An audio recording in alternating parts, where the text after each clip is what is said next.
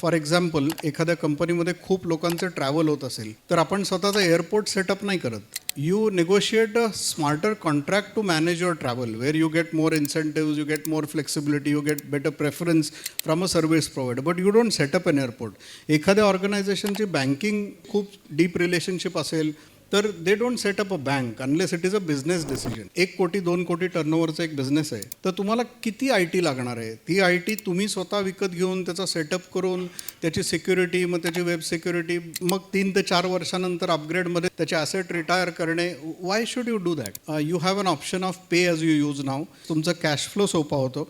तुम्हाला जसं तुम्ही वापरता तसं तुम्ही पैसे देऊ शकता. दुसरी गोष्ट, आता समजा ब्लॅक डे आपण म्हणतोय, त्याच्यात 4 ते 5 दिवसात खूप मोठे सेल असतात. म्हणजे समजा त्यावेळेला त्यांचं इन्फ्रास्ट्रक्चर रिक्वायरमेंट ही त्यांच्या नॉर्मल डेच्या 20, 30, 40 टाईम्स असते.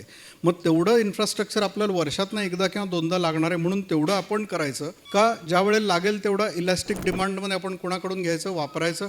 वापरून झालं की you just return it again, become lean and start your lean operation. So ह्या फ्लेक्सिबिलिटीज सगळ्या आज अवेलेबल आहेत क्लाउडमुळे आणि त्या MSMEनी त्याचा ॲडव्हान्टेज घेतला पाहिजे. You should not lock-up your capital or attention in something which is non core, असं माझं म्हणणं आहे.